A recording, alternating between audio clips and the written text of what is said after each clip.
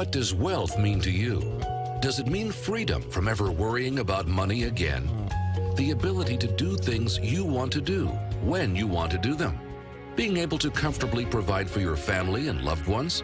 Or the power to create a legacy of which you can always be proud? Now, let's join Tony at his Wealth Mastery Seminar. Well, we'll learn the secrets of the psychology of wealth, as well as tools to help you create the long-lasting financial freedom that you deserve.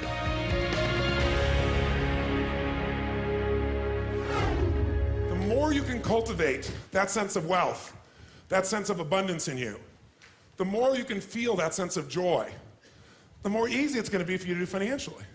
Because you're not going to be in this scarce, fearful mode. Now, that's not enough by itself. You can have this great sense of abundance and do the wrong mechanics and be a disaster. True or false? But if I had to have an area to get you started with, you want to have the emotion and psychological strength, because that's going to carry you through when the mechanics are boring or frustrating, or when things aren't working out. Your emotion, your psychology is what will carry you. It'll get you to keep doing it. Everyone knows, if you've done any studies, Dr. Seligman is very famous for doing studies on optimism. And in those studies, you know what he found out? People that are pessimists are much more realistic. They're much more accurate. If you give them a test and you ask them to look at something and give you a size measurement of it, or to evaluate their own success or failure at a task, in every study Seligman's done, he did it in the University, I think Pennsylvania if I remember correctly originally, what he found was that optimists always see themselves as doing better than they really did. They basically BS themselves. What happens to pessimists, they're 10 times more accurate. But here's what he found out. What he found out is because the people who are accurate never push themselves because they know it's never going to work anyway. Whereas the optimist sees it better than it is, so they keep doing it. Because they have the illusion they did well, I'll do even better next time. And because of that optimism, they did it more often, and so optimists succeed at a 4 to 5-fold, depending upon the task, result ultimately beyond anything that a pessimist will do, and they're not as accurate. All that's a big way of saying is, if you can develop a psychology of resilience in yourself, you don't have to be optimistic or fake, you can be real. The realness is, whatever shows up, you are larger than anything that can happen to you.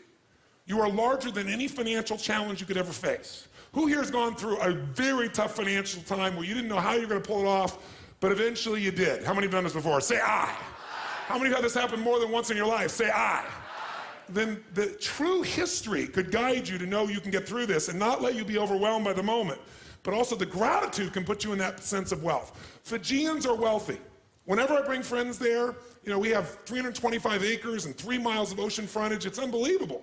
But you go up these 2 villages, and my friends initially will say, well, look at their houses, look at their homes, and they don't really have electricity, they don't have this, but they don't feel poor.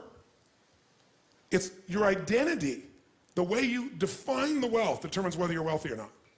So are there enough things for you, knowing that 2/3 of the planet lives on $2 a day, that you could get yourself to really feel grateful, yes or no? Yes. How much of your life do you get benefits from today that you never had to create? Think about it. Like I said, the roads you ride on, the library, the books you didn't have to write, right? The internet that you can access in seconds and get answers to just about anything. The people in your life that you didn't have to raise, but are there for you. Think about all the different aspects of your life. If you want to be wealthy, all you have to do is associate. So before we do the financial part, because financial independence is different than wealth. Wealth is that state of mind. Financial independence is being in that position where you don't ever have to work again. That if you work, you do it because you really want to. Now, I'll give you a clue. If you get financially independent and you don't work, you'll be miserable. I can't tell you how many friends I have that sold their company, made $50 million. One man made almost $1 billion and was really excited for a while. But after a while, it was like bored. His vehicle of his business gave him a sense of contribution, and he was always growing, figuring out how to solve problems, and he had all the people he was connected to in the business, all the employees and friends and associates, and he was significant because he was doing something worthwhile. And he had tremendous certainty because he knew the business, and also variety because it's always changing. And now he had this money.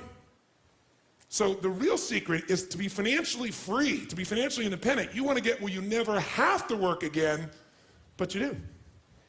Because you want to. That's when life gets very cool. When you don't have to work, but you want to, you often work harder. I enjoy my life today. I don't have to work. That's one of the most killer experiences in life. So I want to tell you, I'm not just saying this as some little positive thinking technique. I'm telling you, this is the secret, the real secret, to shift it inside of you and to add the real value. Most people are trying to pursue something in the future that they already have. I want you to think of what it is you think you want that will make you wealthy or financially free. Tell me what it is you want from financial freedom. How will you know when you're wealthy? Anyone, tell me. Raise your hand. How will you know when you're truly wealthy? How will you know when you're financially free? Yes, ma'am, right here.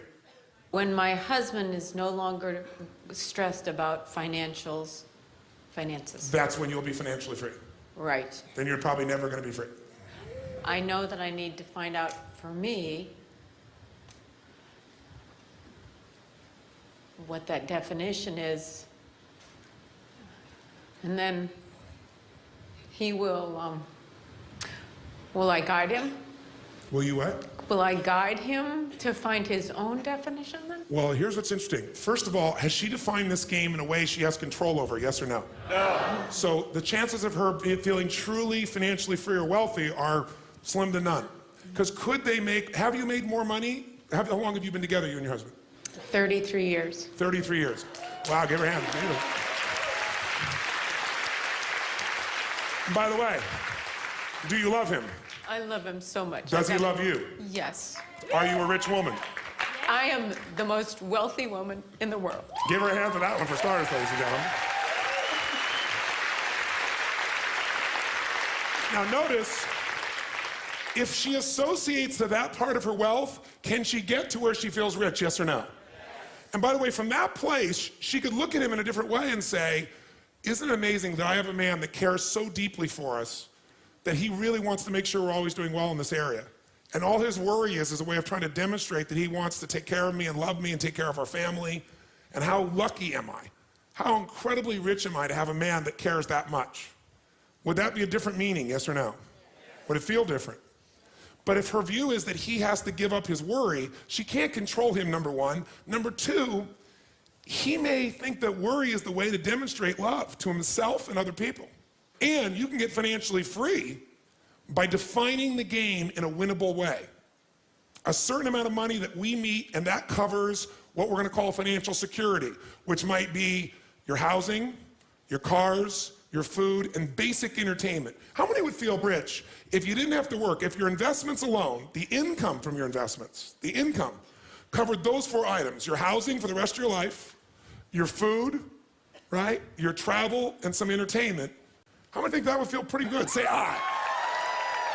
And by the way, that number is way smaller than what most of you think of when you think about being financially independent, which is everything covered without working. So why not get the first one down pat? And you're going to know exactly what that number is for you and what it's going to take for that number where you don't have to work to meet it.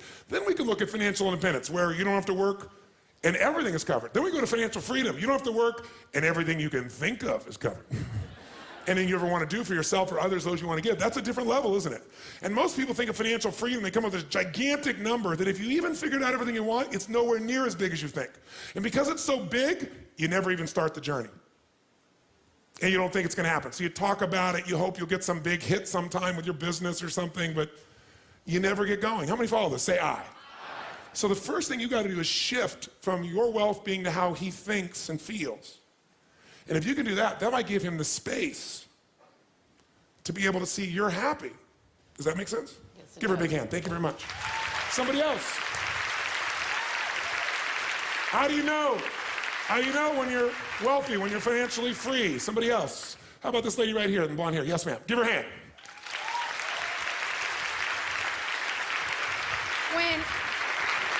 When I have enough money to keep everyone around me fulfilling their dreams.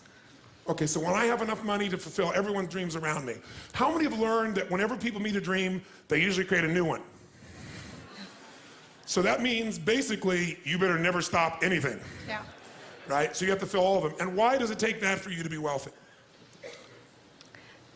I feel sometimes I hate to use the word luck, but I feel like I'm luckier than those around me. Okay. So guilt is part of your motivation? Yes. Okay. Well, that coming from guilt, that's an abundant place. So the truth is she can never be abundant because she has a belief system inside of her, which is a limitation, which says, if I have more than others, there's something wrong. And many people have a thing where I have to give it all away. And it's just not in their head. And that puts me in more stress, then I gotta figure out how to do it again. But the most powerful way we impact other people is we impact them by our example. So don't get me wrong, I mean, I think most of you know, I help feed millions of people each year. I do projects in Jerusalem, I do projects all over the world. I love what I get to do with my life. Big into contribution, gigantic. Not just with my words, with my time, not just my money, my time and energy. But I also have learned the balance I didn't know before, because I used to think I earned love by giving everything. Yes. And if I have to give you something for you to love me, then we just made a trade. That's not love, that's horse trading. Or there are more direct terms for what that could be called. What do you call a person that only loves you if you give them something, like money? Oh, how dare you say such a filthy word. But that's really what it is, isn't it? So if you were to make that shift, you could also say, if I try to make everybody else's dream happen, then I get the joy of it. Like, when I was a little kid and I had no money, whenever I went to lunch, I bought lunch for somebody, you know, I found a way, I had to, we went to lunch, I didn't let anybody else buy it. Yeah. And I did that into my early 20s, because it was my way of feeling that I was a giver and not a taker, which made me feel good about myself, right? But I one time went to dinner with this very wealthy man, and he had 10 times more money, but I'm gonna make sure I paid for it. And I still have that basic nature, but here's the balance in me now. I don't have to. Because what happened was this guy grabbed my wrist, and he took the check from me, and he said, are you gonna cheat me of the joy I'm gonna have of buying you lunch? He said, are you that selfish? And he got my full attention. So it's still, I don't think that pattern of being a giver is gonna leave in you, and I don't think it's a bad pattern. It's out of balance. So she can't be wealthy as long as it's a trade, right? If you're coming from abundance, not guilt, and you're saying, wow, I've got abundance, and there are people that I can help make a difference here. Let me help this person, help that person, not because you have to, because you want to, then you're rich. Does that make sense? Yes. Give her a big hand. Thank you very much. How about this gentleman right here? Yes, sir. Right here. Yes, sir. Give him a hand. Give him a hand.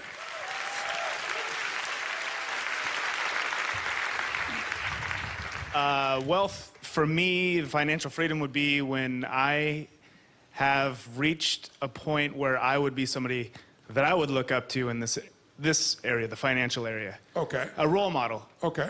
So I got a question for you. Are you right now a role model for somebody else?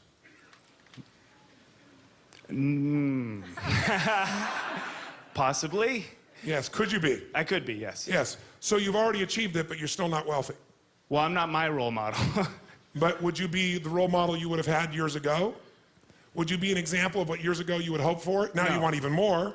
No, I'm financially not. In other areas of my life, definitely. Okay, that's fair. So what he's saying is, my definition is it has to be something that somebody looks up to. In other words, I need to be significant is the need he wants in financial terms in other people's eyes.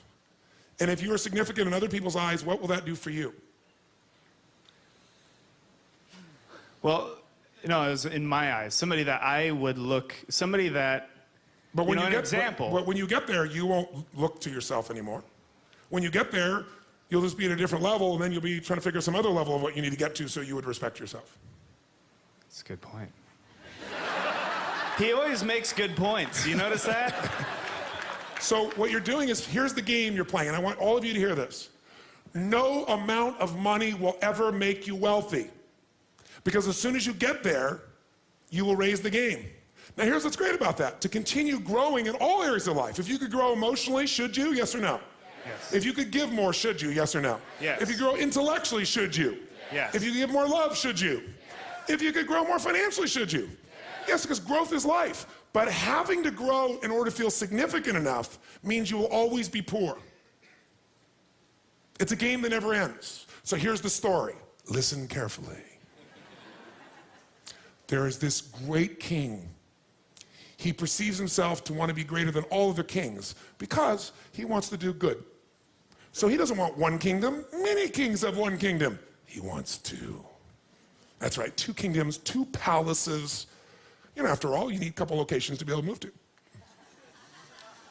So he builds the second kingdom. And for a while, he's pretty excited. For about a week or a month, until everybody comes and sees his second palace, and they go, that's really cool. You have 2 palaces, you're unbelievable. And he goes, yes, I am a role model for myself.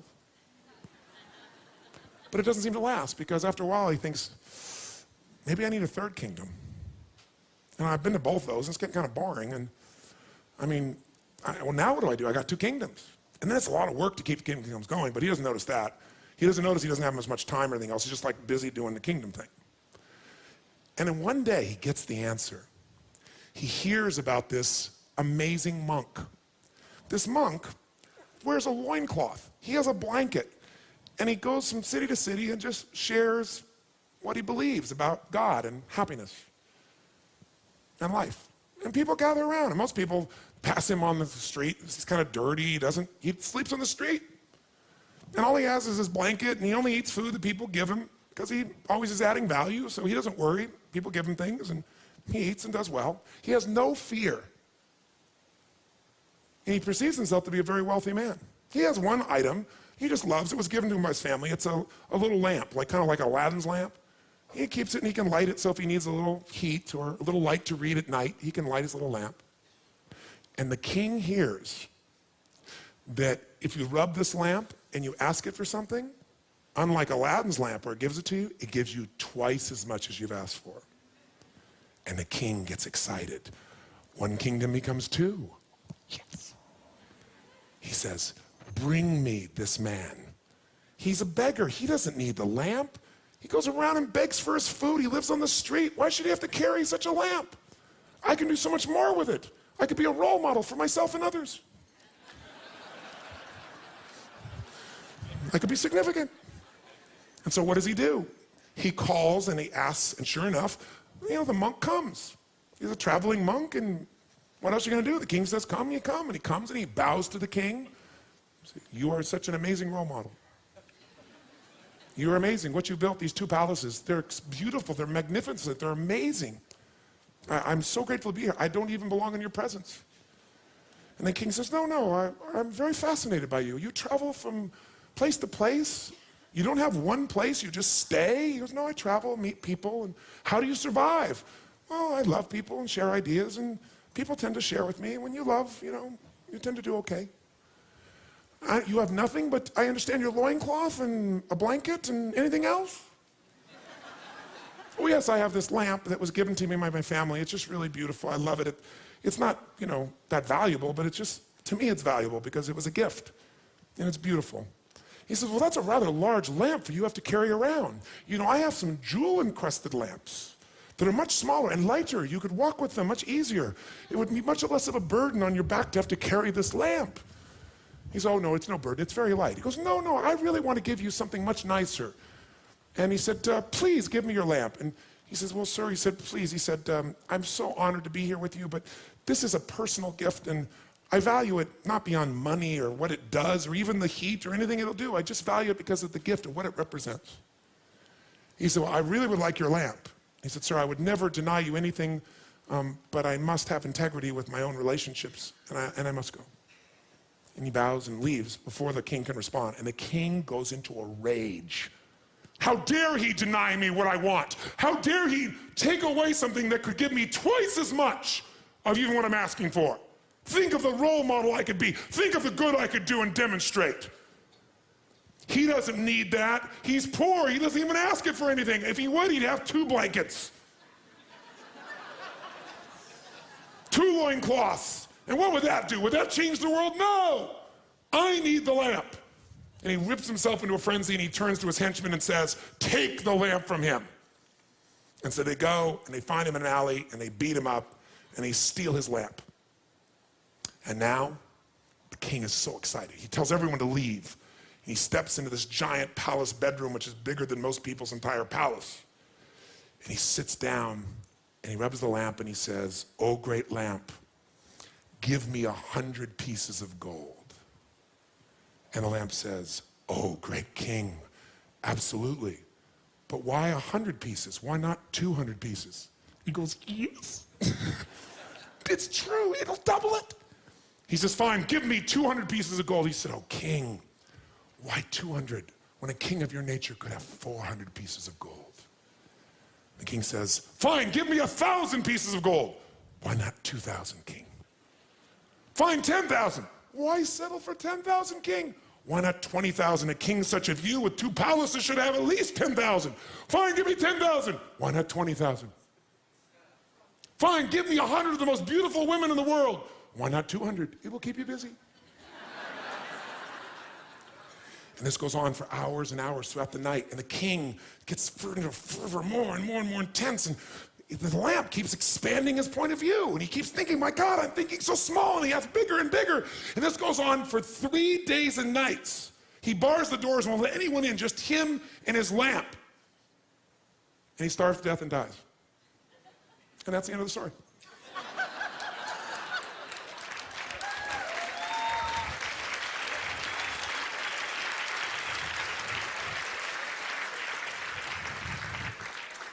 I guess, hello?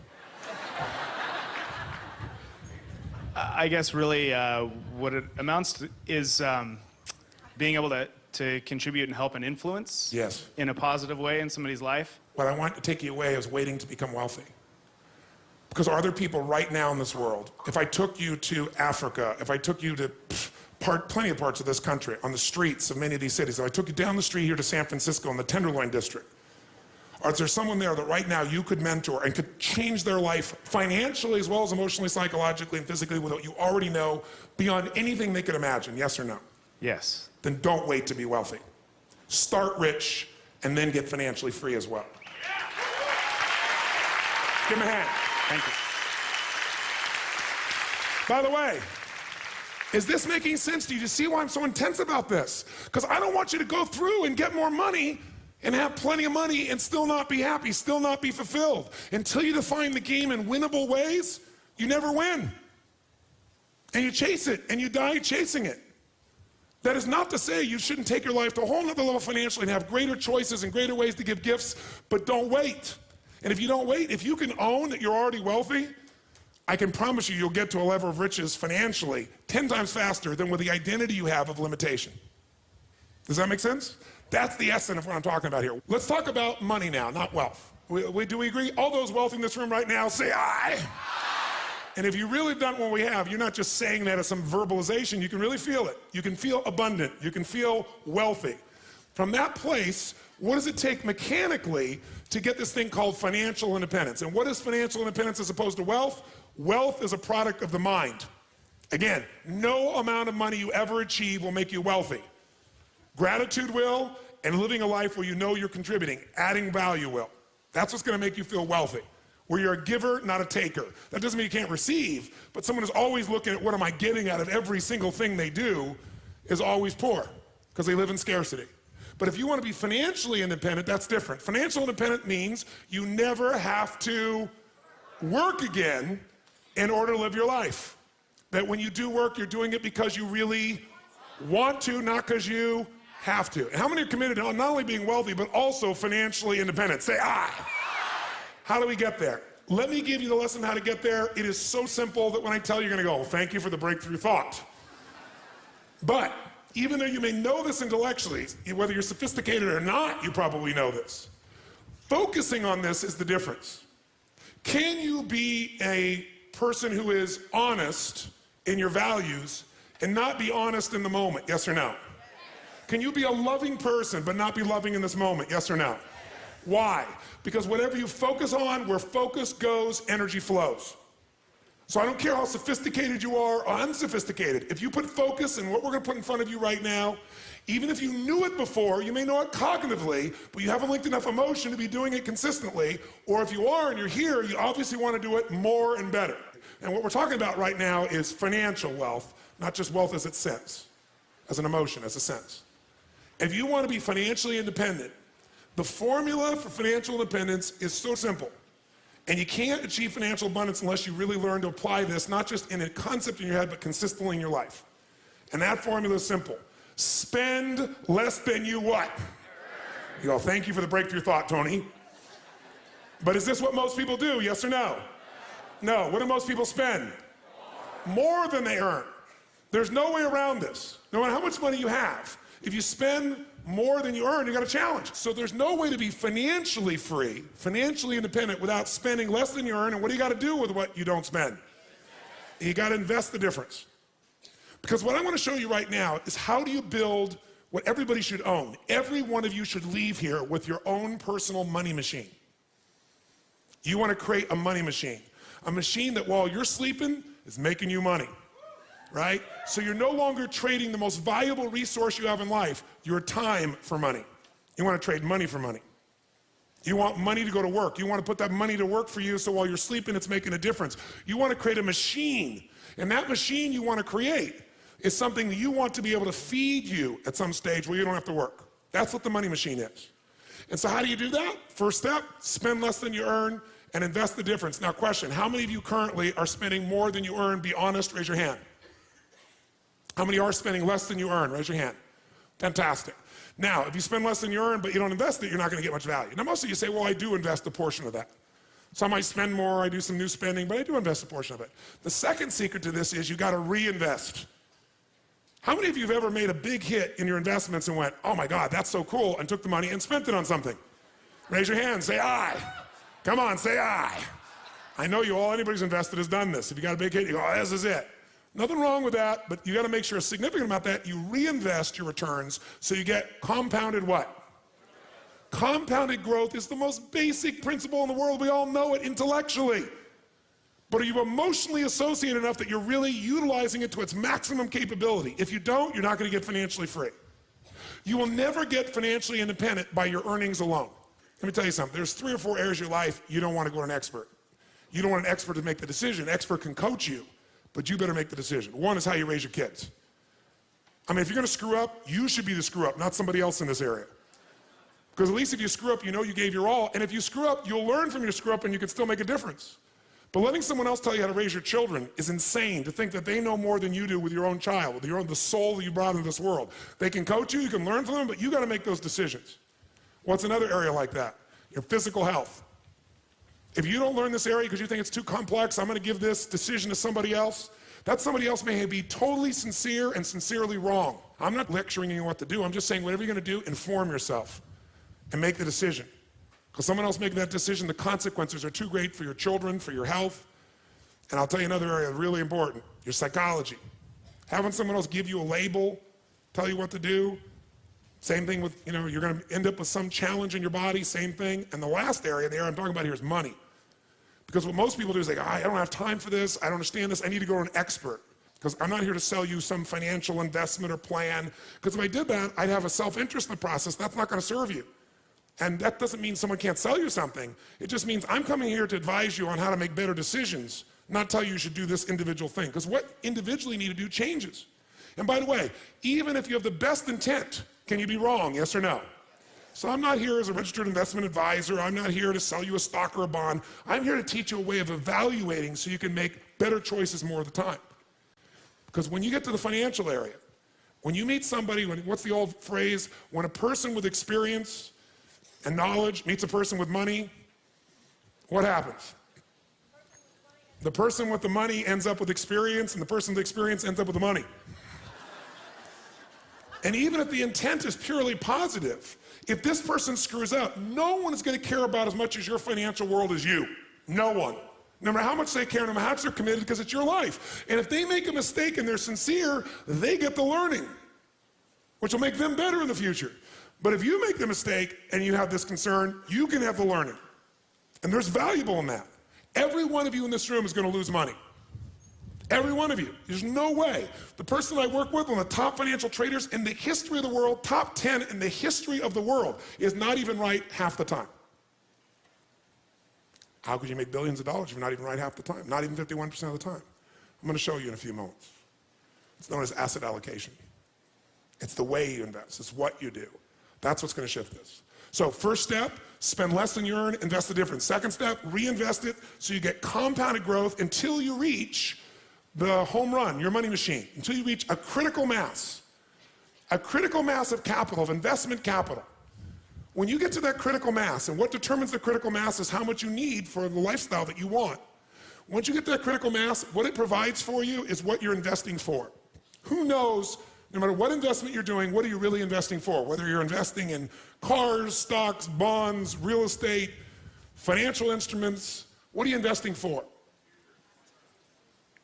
You're not investing for returns. That illusion will keep you from getting to the end game. If you're wealthy, here's what makes you wealthy. Income, not assets. Assets you can buy, and assets change in value all the time. You need income. Some people are very wealthy on paper, but they have no liquid assets, and if something happens, they are in deep stuff. How many of you have ever been in this place, by the way? I'm curious. So you need income. Ultimately, you're trying to build a money machine. If you invest in, let's say, an antique car, and you call it investing, but you're never, ever going to be willing to sell it, it's not an investment, it's an acquisition. How many follow what I'm talking about here? Because what you're really doing is you're wanting this car. You're not wanting to ever make this build your critical mass so you have a money machine so you don't have to work. When you build your critical mass, when you spend less than you earn, that's the difference, and then as you get compounded growth, you reinvest for even more compounded growth, which will walk you through, you're going to eventually get an amount of money that's enough that without working, the interest on that money alone in a secure environment will give you the income so you never have to work again. Then you have a money machine. How many be up for this process? Say aye. That's different than you have X amount of assets on your net worth, which, by the way, can change how fast? How fast? If the marketplace changes what they feel about real estate, if they change what they feel about the companies you've invested in, how fast can all that change? How fast? In a heartbeat. The valuation of the dollar, or the pound, or the mark, or the euro, or anything else can change how fast? How many like the idea of building a money machine? Say aye. This is the only reason to invest. You invest for one reason, so you have an income for life without working. And to do that, you got to build a critical mass of capital, that the interest on it alone will give you that income, and you can have the life you want without working. And the only way to do that is do those first two steps. Spend less than you earn, invest it, reinvest it till you hit that critical mass. And we're going to show you ways to accelerate that, make it happen. That's the entire financial game in one paragraph or one thought. So everybody here's goal is, here's what you want to say. I am building a money machine. And its purpose is to give me income for life without working. Hallelujah. How many feel hallelujah on that one? Say aye. Now, how to do that is actually a lot simpler than you think. We make things more complex than it really is. You got to think of this as your target. Now, by the way, you know whether you're on the path of financial freedom or financial independence or not by, can you answer, are you doing the first part? Are you spending less than you earn?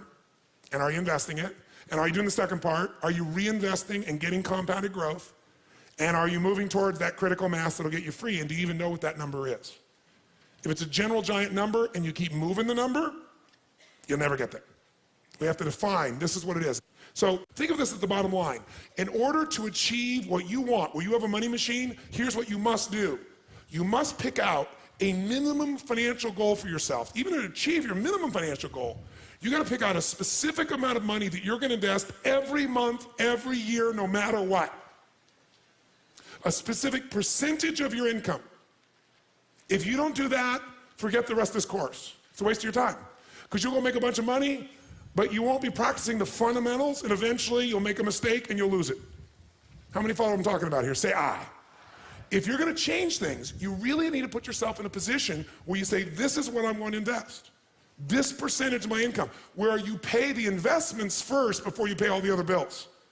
Because if you pay the investments first and you keep doing it, it's a pure discipline. And by the way, the best way to do this that I know of is to have that money taken straight out of your account as soon as it gets there. Many of you know you can do it automatically. You can put it in a money market and then decide where to put it. But it literally leaves your account, the money is transferred. Think about this. Success in life comes from good judgment.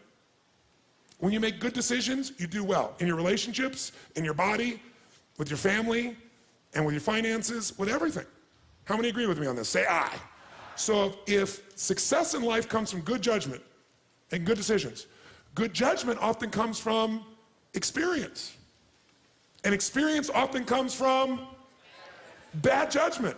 The secret, that's why we come back to the 80% of psychology, is when you make the mistake and you go, oh my God, my numbers came down, I'm not making progress, instead of saying I can never get there, it's redoubling your efforts.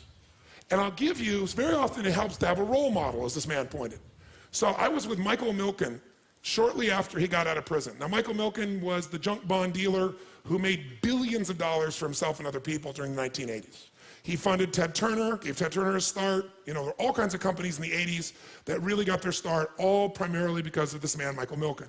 But he also did some things that put him in jail. By the way, in jail, how wealthy do you think he felt? Not very. Now, he was able to keep a significant amount of money. He paid fines, he gave up a period of his life, and he got out of jail, and then he developed something called cancer. So what good's the money? So he spent his life starting to figure out how to change, and even though he had a lot of money, he felt like he was starting over in terms of his identity, his respect in the community, the way people look at him. So he began to try to figure out how to do good works, but he was really feeling defeated till he met an interesting guy, a guy named Carl Eller. Because I asked him, at the point I was talking to Michael, later on, I had a lunch with him one time, and he actually wanted to have me put one of my companies into his group and get a piece of it.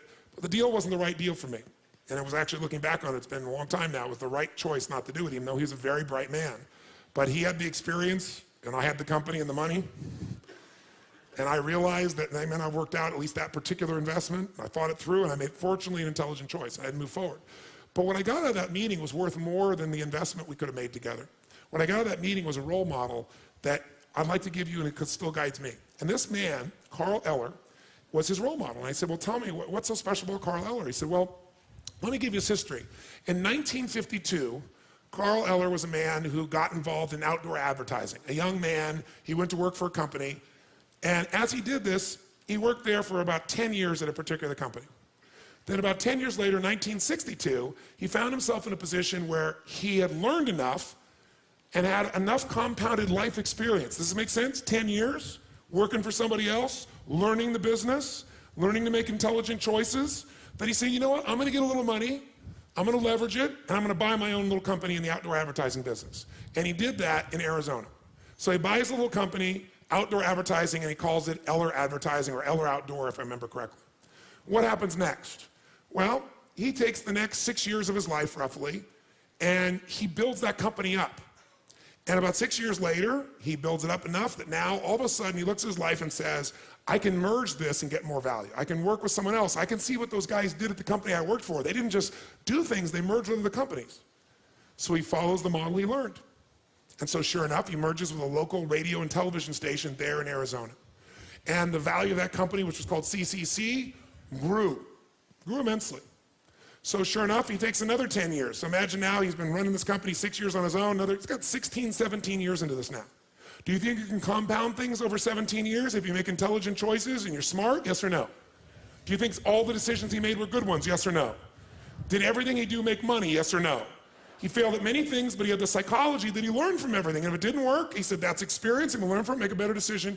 So over the next 16, 17 years, he basically moves in the position where all of a sudden he's in the place where this company has some real value, and he sells it with his partners to Gannett, the people that own USA Today, a really large firm. 1980, he becomes chairman of Columbia Pictures.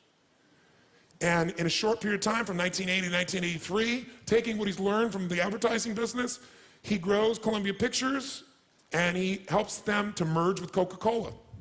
So by 1983, picture this. This man has been working his entire life, right? 52, he got in advertising, it's 83. How many years there, guys?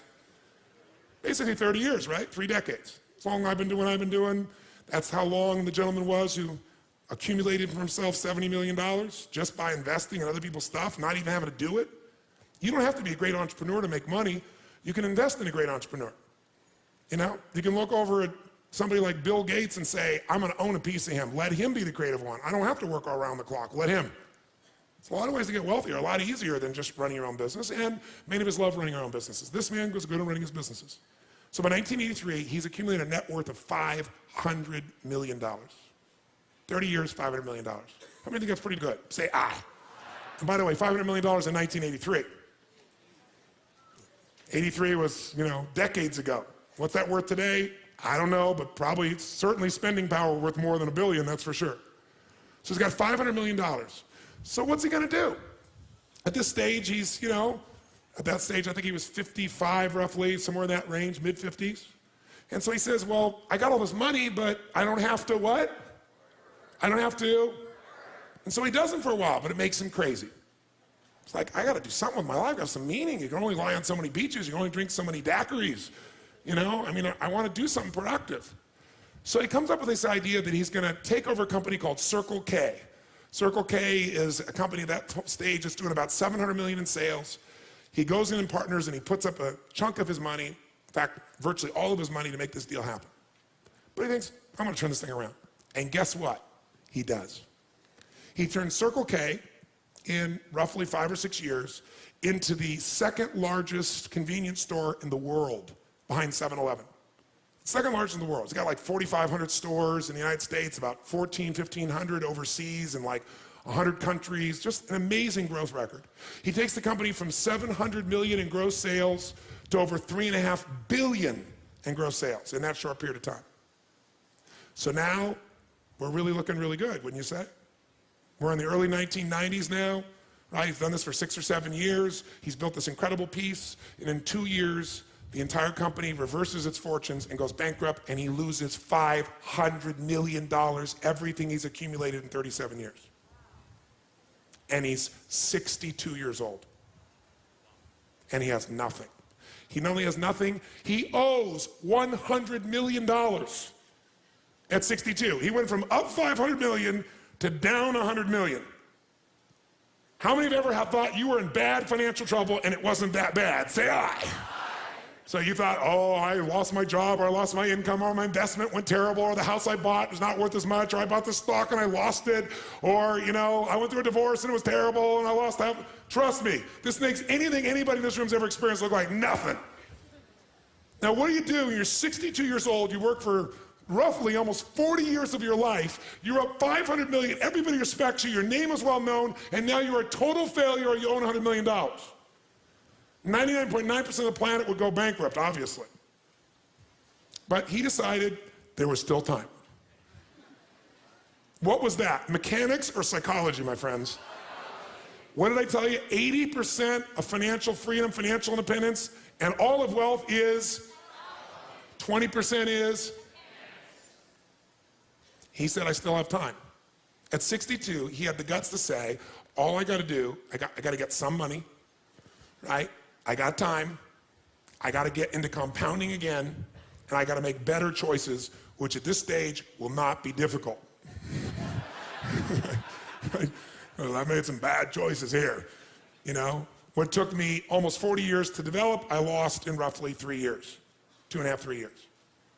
But if I can lose in 2.5, 3 years, I didn't lose the 38 years or 39 years or 37 years or 40 years of what I learned, who I am. So he didn't say, I'm starting over. That was the difference in his psychology. He said, I'm going back to what I know. And at 63, he went back to Phoenix, Arizona, and leveraged everything he could possibly get a hold of and got people to invest, and he bought a small outdoor advertising company. And started over, but he didn't call it that. He said, I'm going back to what I know, where I can make more intelligent choices. And so what happens? In less than 5 years, he builds that little company up, and he compounds it in 25 cities, and he builds himself to where, at the age of 68 years old, 4.5 years later, actually almost 69 at that stage, if I remember correctly, he now is a billionaire again. He sold his company to, what was the company's name? Clear Channel. He sold his company to Clear Channel and became a billionaire in less than 5 years. He was never a billionaire after 40 years. Now, this would be a lesson in one thing, mechanics or psychology. Which one? Psychology. But it's also a lesson in the next most important mechanic you better know. Because everybody's going to make some bad choices, and some of them could cost you seemingly everything. Or you may even make a conscious choice. You're going to change something, and making a change in a relationship can cost you much more than half of what you have, depending on how your life is structured financially. But it may be worth it. How do you not be destroyed by that? You got to have psychology, but you also want to avoid it. If he was going to be here today, and you're going to ask him, besides your psychology, what was the biggest mistake you made? Your psychology made you well, but what's the biggest mistake you'd make? He would say one thing to you, and I want you to hear it now, and every one of you have heard this, but you may have heard it cognitively, you may have understand it intellectually, but you don't associate enough emotion to it because you're not maximizing it. My guess is if you're in this room. You could do more. How many agree you could do more in just about anything that matters? Say aye. And that's called asset allocation. He said, the mistake he made was asset allocation. And I'm going to show you this now. This is not sexy. This is not completely new for someone sophisticated, but you better make it new for yourself right now. When you're green, you grow. When you're ripe, you rot. You got to get green back on asset allocation.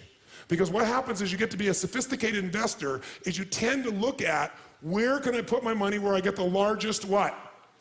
Say it again, what? And that's the biggest mistake you're going to make in your life. It's counterintuitive, but asset allocation is the single most important decision you're going to make in your financial future. You screw this up, you can do everything else I said well and end up empty financially. Not unwealthy if you stay associated to your psychological strength, but you certainly are not going to be financially free. And this is the mistake he made, asset allocation. What does it mean? It means every person in this room is going to make the wrong decisions financially at times. You're going to get the best advice. You're going to study the past. The history shows that the market is going like this, or the real estate market is going like this, or gold is going like this, or something is going like this. It keeps growing and growing, and you feel like you're missing out if you don't get in. How many felt that recently in some financial valuation of something? Say aye. And so sure enough, you get this piece in you and the fear starts to happen. You don't want to miss out. And everybody's telling you it's the right thing. And it looks like the right thing. And everything should be the right thing. And your timing is wrong. Can you do the right thing at the wrong time? Yes or no? Let me tell you another secret to life. If you do the right thing at the wrong time, you get pain. If you plant in the winter, I don't care how hard you work. I don't care if you work day and night and you work to the bone and you plant your seeds in the middle of the winter. What's going to happen when fall comes? Are you going to be rewarded, yes or no? No. So if you don't understand that the seasons are changing, you're in trouble. But even if you do everything right, you can think it's springtime, can't you? And be wrong. So how do we protect ourselves? The answer is asset allocation. This is the secret you must give yourself. And all of you, I can promise you, in 2 days, will forget what I'm saying right now. Because in 2 days, many of you will be making momentum investments, and there'll be someone in this room who made $3,000 in the last 4 hours because they're going to make a trade, and someone else will make $100, someone else will make $500, but someone else is going to lose $1,000 or $500. And what most people are going to focus on is the person that made $3,000 and go, I'm going to put all my money in this momentum investment where I could make this 10% return today, 20% today. Who knows what I'm talking about here? Say aye. And every party goes, that's how I get my money machine. I want to get compounded interest. I want to get the best return I possibly can. And so you put all your money in there, and the worst thing that can happen to you is like when you go to Vegas. What's the worst thing that can happen when you go to Vegas? You win. It's the worst thing that can pop. How many know what I'm talking about here? Say aye. When I was a kid, I was not into throwing my money away because I had so little. And I was not into gambling. It's like I wanted to give it, share it, do something fun, do something that would make people light up. I ended up going to Vegas with some friends of mine. And they went in, and they all bet. I said, I'm just going to enjoy going to the shows, hanging out with you guys. I'm going to watch. I'm not going to bet. I was like very extreme the other side. So what I do, I sat there and watched. And I didn't bet anything till the last day.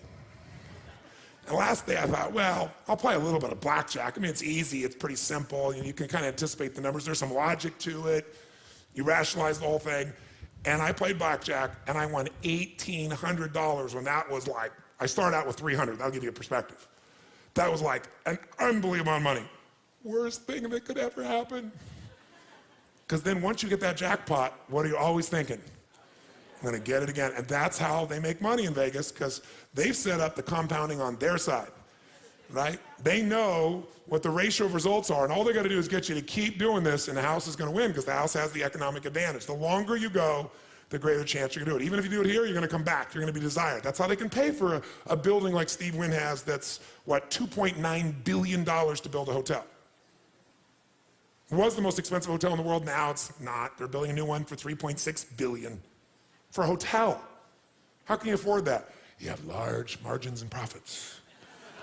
And where does that come from? People who got the big hit. So the worst thing can happen is you make investments and you hit a home run. And you hit a home run. And the home run gets you to start thinking you're really smart. And maybe you are really smart. You're very sophisticated. Maybe you really are. But there is a day when the whole game changes. And it's really difficult sometimes to predict that, sometimes impossible. True or false? So the asset allocation is how you protect it. What is asset allocation? It means out of the money you have to invest, we're going to create 3 buckets. Really simple way of thinking of this from now on. 3 buckets. And these 3 buckets are going to help you to understand whatever amount of money you're going to invest each year, where you're going to put it. So for example, if you don't spend less than you earn, you're going to have nothing to invest. If you spend less than you earn, now you have something to invest, right? Do you need to come up with a specific number, a percentage, or a dollar that you're going to invest every month, every year, if you're going to get to your money machine? Yes or no? Yes or no? Yes. Where are you going to put that money? Whether it's $100, $1,000, $10,000, $100,000 a year, $1 million a year, $1 million a month, doesn't matter. Where you're going to put it, if you're smart, is you're going to put these 3 buckets of asset allocation. What are the 3 buckets? The first bucket is the security bucket. When you think about investing, think of 2 types of investments. There are fixed income investments, and most of you are clear what this means. What does it mean when it's a fixed income investment? Who knows? What does that mean? You got a guaranteed rate of return, assuming they deliver. And anyone cannot deliver, including the US government. They haven't not delivered, but they could. Is there risk in any investment? Yes or no? So just ratios of risk. And as we know, no risk, no reward. So if you don't invest, you're going to lose if you invest at times. But if you don't invest, you've already lost and you can never win, never have a money machine, never be financially free. So fixed income investments are the types of investments you're going to make where there's a guaranteed return. A bond. A company gives you a bond. What is a bond? They're guaranteeing you give me your money, I will deliver at this time, at this date, this percentage return to you. So it's fairly what? Secure. Less what? Risky. We all understand this. The second type of investment that you can make, and it helps you understand what you're going to do, is something that's going to be growth driven. And growth investments are investments where you probably have a much greater potential for growth, which means you get a greater return if you're successful. But if you're not successful, do you have a guaranteed rate of return? Yes or no?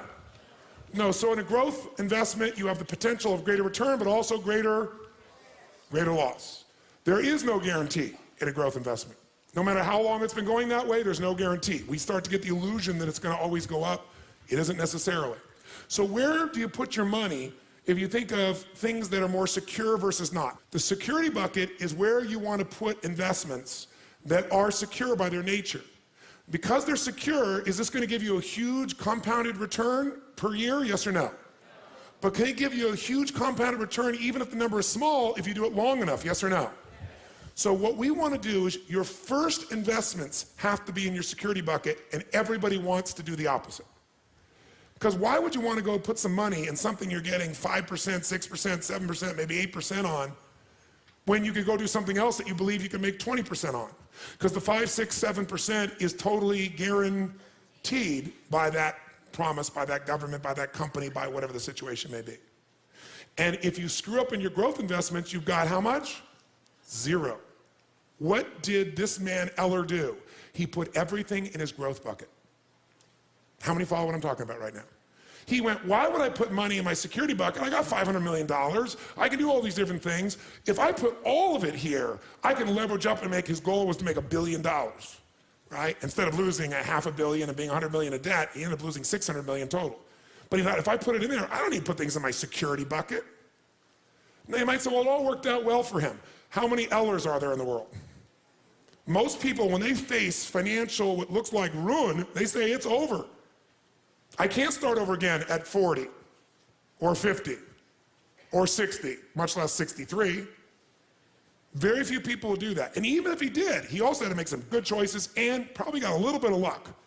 And you get really lucky when you work for 50 years, your guts out, right? And you won't give up, and you'll persist, and you have this incredible psychology, and you figure out how to add value. But most people wouldn't recover from that. If there's anything he'd do, he'd have been worth billions of dollars and wouldn't have had all that stress if all he'd done is put a percentage in a security bucket. The question then becomes, what percentage you put in your security bucket, what goes in there? Well, here's some things that go in there. If you don't have at least 2 to 6 months worth of cash that covers your overhead, you're in deep trouble. And today, it's amazing. People with enormous incomes spend most of it. They don't have 6 months worth of cash on the side. And if something happened where they lost their job, or something happened where the economy got hit, or a terrorist attack occurred, and everything got locked up, they'd be in deep doo-doo. How many know what I'm talking about here? Say aye. The first step to getting financially secure, not financially independent, is to make sure you got enough cash that if something happens, you can go for 6 months. You got the freedom. Now, who here already has this set aside for your life? Raise your hand. Fantastic. Give these people a hand, by the way, big hand for that. Oh, come on, give them a big hand. You're like, yeah, easy for you, you brat. This has got to be a basic financial goal. Now, nobody wants to do that because it's not sexy. And you're saying, I could be using that money for compounded growth, Tony. Yes, and you could not be compounding, you could lose, and then you're starting with nothing. How many follow me on this? Say aye. How much of that should go in there? 2 to 6 months, a year? Depends on your psychology. But whatever's gonna make you feel secure, it's individual for every person. I'm not gonna tell you should put 6 months in, maybe 2 months is fine for you. Maybe for some of you, you want a year in there, right? It's different for everybody. This is where you gotta start to know the truth of who you are, not what you project. And some people are more certainty driven, more security driven than other people. Some people need to have a little more security drive right now in order to keep their life balanced. What else might you put in there? Types of investments. An IRA goes in here, right? Pretty secure. Insurance. The insurance is protecting you. That's part of security. What else could go in there? Your home. Don't think of your home as an investment. Because for most of you, you're eventually not going to sell that home and eat it. You're not going to sell your home and get income off it. Now, some of you maybe, you made a stage of life where you're accumulating the same homes, and eventually you're going to sell and buy a smaller home and take that critical mass that came from selling the big home, and it's going to take care of you for life. If you're doing that, great. But the place to think about your home in terms of leverage, put it in your security bucket. How many agree with me on this, by the way? Say aye. Because, by the way, if you don't have a home, you're going to be really stressed out, right? So I got to think of my growth outside my home, really. Think of your compound interest outside your home. Your home may be a bonus for you. And fixed income investments all fit in this category. Now, what's the second bucket? Second bucket is growth. 2 ways you're going to learn about growth. The buy and hold strategy, which is the strategy of an owner. And by the way, that buying and holding, that is less risky to some extent than momentum because of the timing. But it can be just as risky. What is momentum trading? That's when you're no longer an owner, you're a trader. A financial trader, everybody's a financial trader. Most of you trading time for your money. Here you're trading money for money. Here what you're looking at is you're seeing movement in prices that may or may not have anything to do with value. Can a price change just based on perception of a company, yes or no? Can perception change the price or the value of real estate, yes or no? A little or completely? But very often, there's a fluctuation that can come from an event, from a perception, and what a momentum player is doing is they're playing for the short term usually. They're in and out when that fluctuation happens. They're betting on the up or the down, because as momentum players, I want you to understand something. Everything we're going to teach you will work in a bull market or a bear market. It would be irresponsible to teach you a set of principles that are based on a market only being bull, because right now in the country you live in, it's a bull market in real estate or stocks or gold or silver or whatever it is. That's irresponsible. You want to be able to make money no matter what happens in the market. How many excited about this, by the way? Say aye.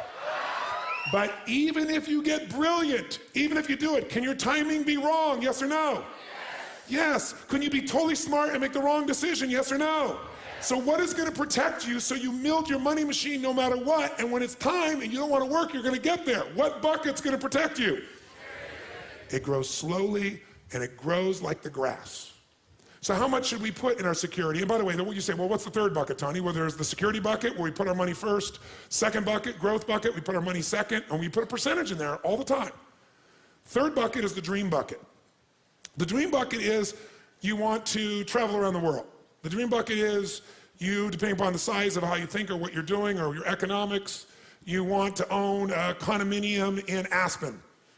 And if Aspen seems insane at $2,000 a square foot, then you might say, I want one in Mammoth, or I want one in Chile, I want someplace else. Many times you get the same thing or better quality just by changing location because of perception. And it isn't any better or worse. You're trying to get financially free and real critical mass so that you can live forever in your own home in Los Angeles, or you move to Portland, Oregon. Portland, Oregon's greener, richer, probably not going to be the first place bombed in a terrorist attack, right? Could you have as good or greater quality of life for a third or fourth the price, yes or no? Yes.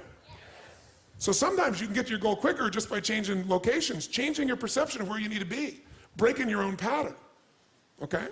So security bucket gets full, growth bucket, but what's the dream bucket? The dream bucket might be a second home, it might be the boat, it might be a trip, it might be owning a basketball team, owning an island, depends on the size of what it is you want to do. And by the way, bigger isn't better. The more you have to feel financially free, the more stress you're going to have. How many follow this? It's the opposite of what you think. The more you have, the more you got to manage, the more time, the more energy, the more risk, the more capital. That doesn't mean you shouldn't do it. Some of you are very, very driven to create and risk. That's a personality type. We know that it's crazy. I happen to be one of those types to some extent. But even a crazy person's got to make sure their security's there, or their craziness at one point will bite them. How many follow? If you can get financially free for less, do it. Be wealthy now and get financially free quicker. And then lock in, you won. And then keep that stuff in your security bucket. And if you want to play a bigger game now, you've already won, and everything you're playing now, that's where the house is money.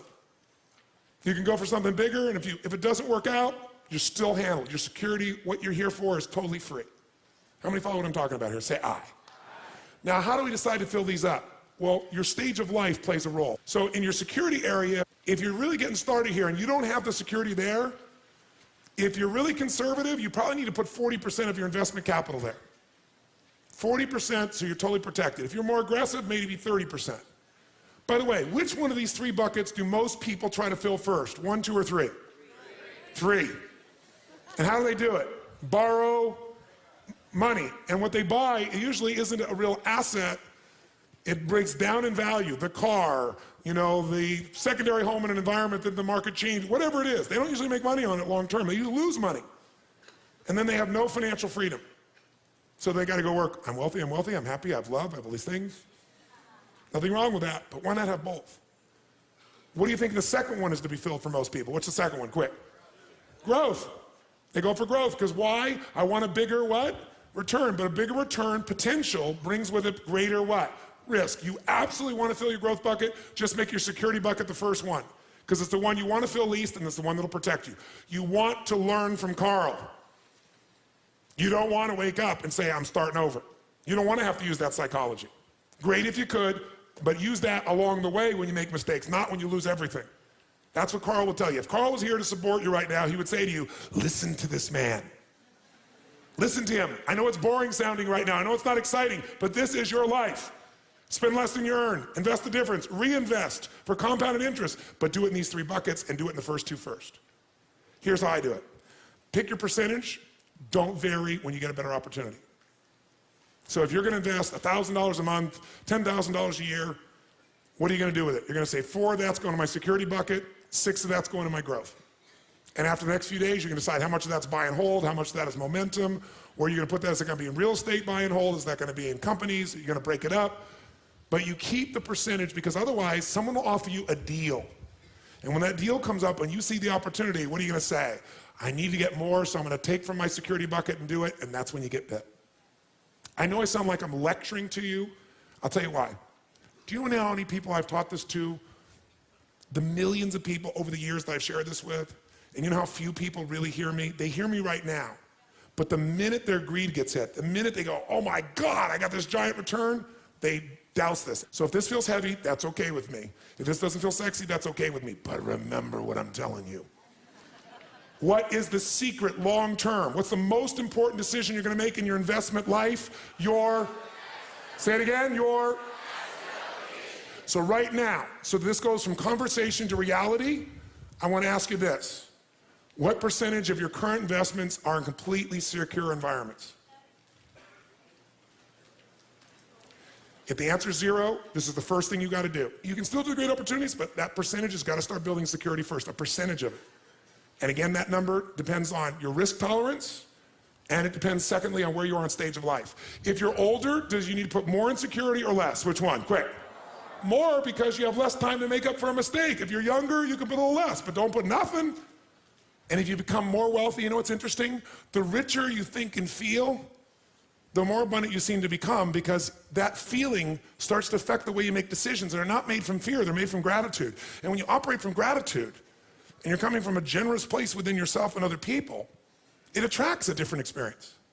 You know what's crazy in my life today? Today, people come up to me every day of my life, no exaggeration. If I'm in the public, if I'm in a restaurant, and because I've had, 50 million people get my books and tapes around the earth, no matter where I go in the world, people might come up and tell me these great stories, but someone will come over to me and they'll say, they just paid for your dinner or your lunch or whatever, or they want to buy this. And I would say, no. They go, no, they insist. I'm saying, no, I'll go and say, thank you, I really appreciate it, but thank you, I appreciate the gift of wanting to do it, but please let me take care of it. No. I'm thinking, where were these people when I was broke at Denny's? And where were they when I needed them? When you're rich, everybody wants to buy you lunch and dinner. When you're successful and wealthy, everybody wants to do for you. When you're not, ironically, no one wants to do a squat for you. Except the few people that feel sorry for you or want to be generous in some way, but the majority don't.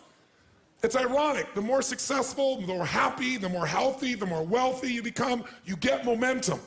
And other people are attracted to you. Deals, opportunities, experiences. So 80%, I've said it a million times because I want you to get it in your body, is this association. So will you give everybody a hand for this day for starters? Everybody a hand for this day.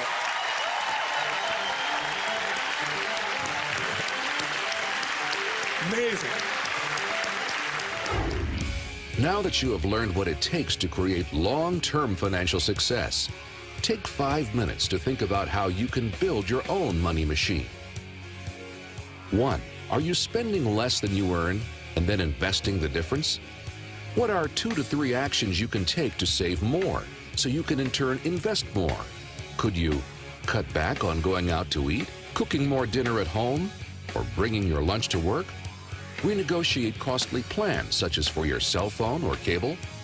Or meet with a tax advisor. Are you taking advantage of all the opportunities available to you in your tax bracket? 2. What is the ideal asset allocation for you? How would you allocate the extra money saved within your 3 buckets: security, growth, and dream? Why is this the right choice for you?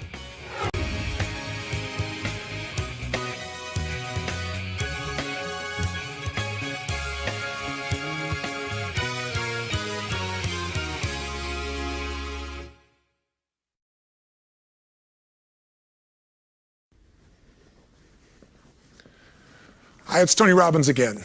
Welcome to session number 3. What are the only 3 ways to grow your business? The way to create geometric growth. Listen, we've talked a little bit about philosophy and strategy of changing your state and getting peak performance and how to maximize resources now. But if we're going to go beyond the leadership to the mechanics now, we all need a plan. In fact, if you work with one of our coaches, they'll tell you that trying to have a business plan, like a 5-year business plan today, is a joke. What we really need more of is a map, because the world is changing so rapidly right now. The economy, technology, change happens more rapidly than any time in history. All of the information that we've ever accumulated in the history of mankind over thousands of years now gets doubled about every 3 years, and it's happening faster and faster. So today, to think I know what's going to be like 5 years from now is ridiculous. But what I do need is an overall map, a map that can answer 5 questions for me, and that ultimately leads to what this DVD is about, which says, these are the exact 3 ways I'm going to grow my business in the next 6 to 12 to 18 months. And here are the numbers we're going to do it by. Because what's really ironic is it doesn't matter what business you're in. Again, whether you sell B2B or B2C to consumers, whether you're something you're selling a product that's, marketing a service to businesses, whether you're in a place where you're doing real estate, whether you're selling high technology, whether you're exclusively on the web, whether you're selling to the government. Doesn't matter the process. There's only these 3 ways to grow your business.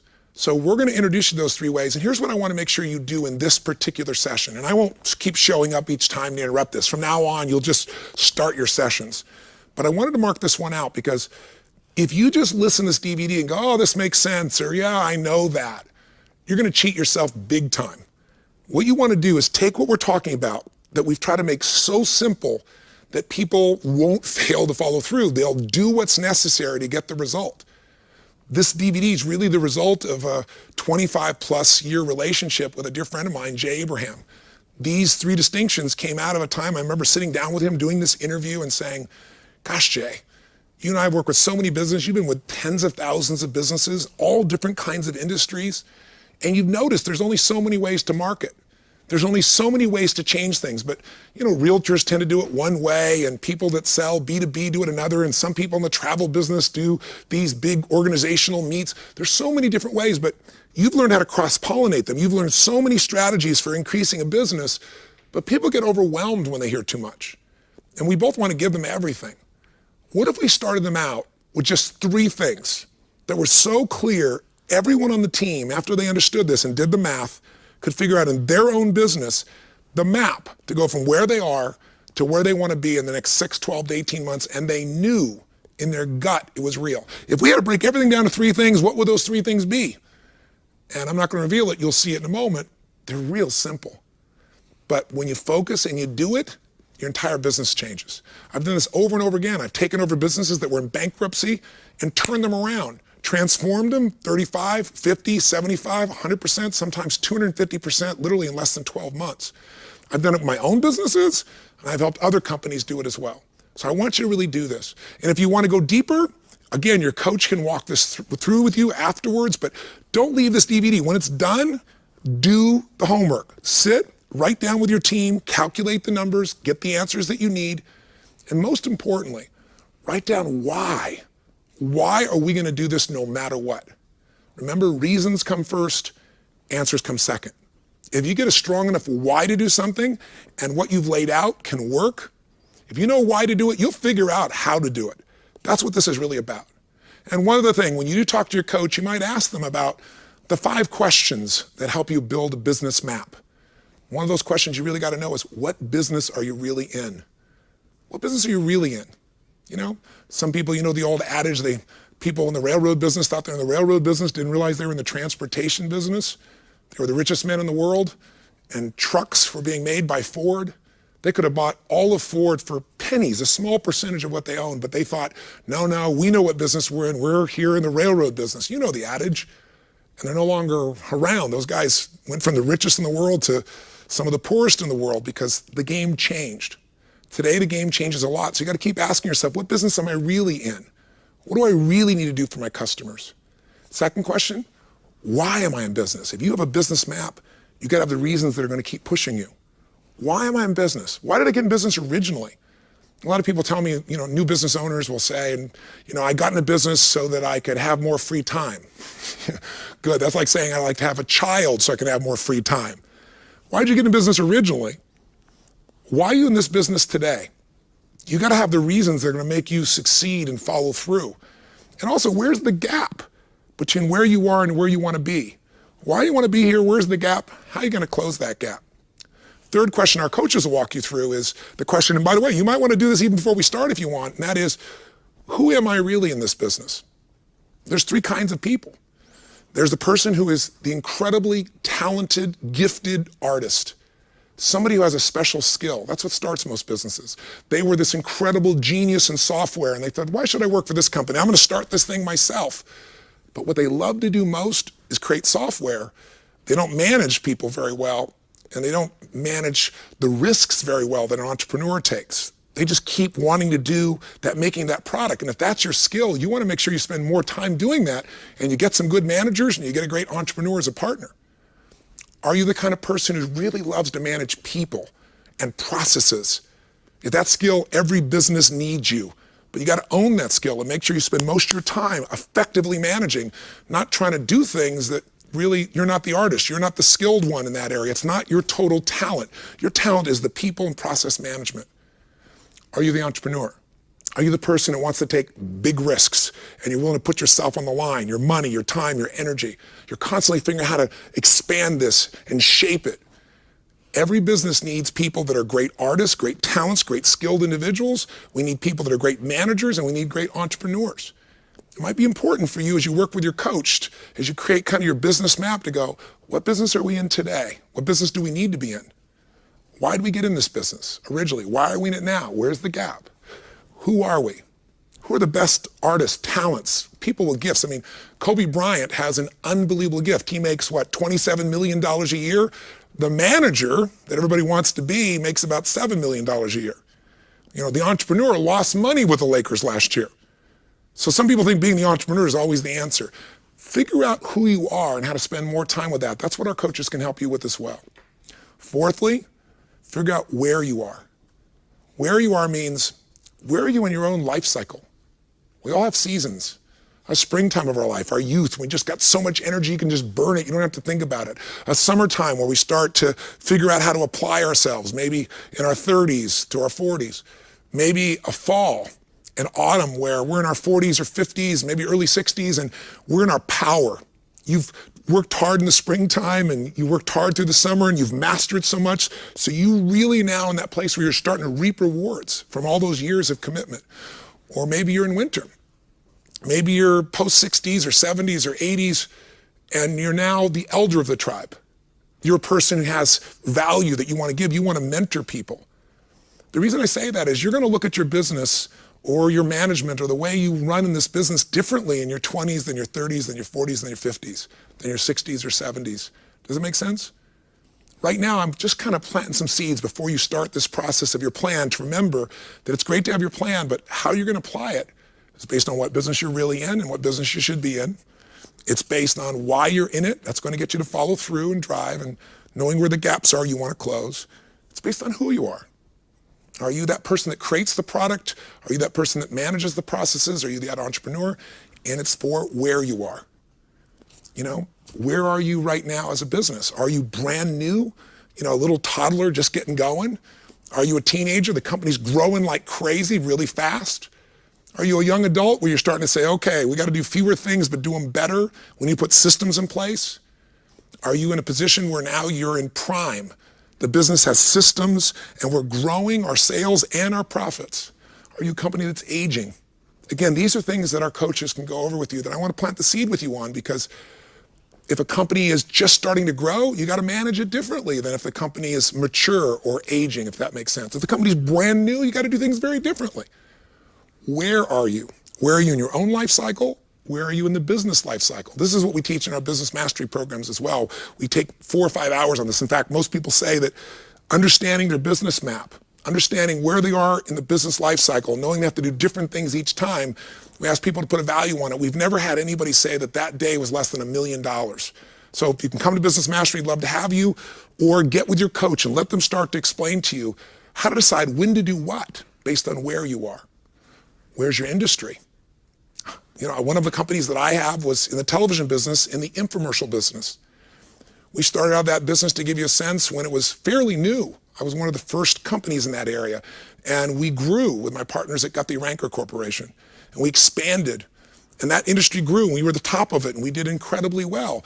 And I still have some infomercials. I still have them. They're quite successful. But the industry is aging. I could be in my prime. My product could be in its prime. But now, very few people watch an infomercial. When we started out, there were 35 or 50 channels. Now there's 500 channels and nobody watches them, right? We all get it off Apple TV, or you get it off your DVD or DVR, I should say. You know, and most people aren't watching television. They flip through the commercials. They skip through that area. It's hard to be ubiquitous when there's 500 choices and very few people are even looking at all 500 choices. So now, even if we maximize our business, we have to know the season.